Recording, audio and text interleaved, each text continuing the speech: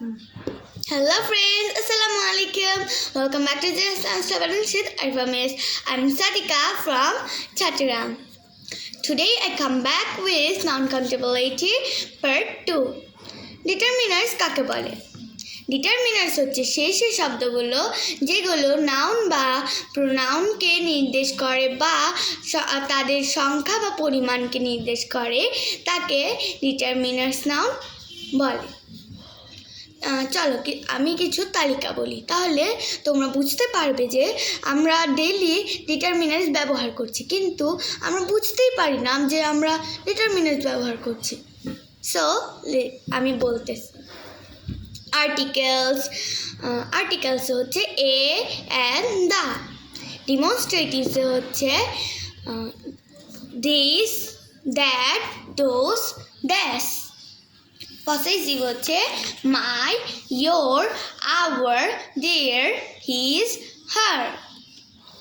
Numerous হচ্ছে 1, 2, 3, 4 or any other number. Quantifiers much, many, some, more, a few, etc. Plural noun কাকে বলে? Plural নাউনকে in general বোঝানো হলে তার আগে দা বসবে না। যদি কোনো নির্দিষ্ট করে বোঝানো হয় তাহলে তার আগে দা বসবে। যেমন I like the books, not I like the books. কিন্তু I like the books in your library, এখানে নির্দিষ্ট করে দেওয়া হয়েছে। আনকাউন্টেবল নাউনকে তোমরা কি জানো আমরা মাঝে মধ্যে কাউন্টেবল নাউনেও রূপান্তর করতে পারি? চলো দেখে আসি।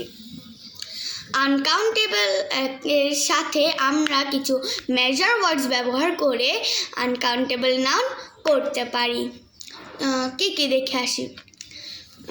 এক হচ্ছে আমরা আনকাউন্টেবলের সাথে রিলেটেড একটি মেজার ওয়ার্ডস বসাতে পারি, নিউমেরালস বা অ্যালান বসাতে পারি, অফ বসাতে পারি, আনকাউন্টেবলটি বসাতে পারি।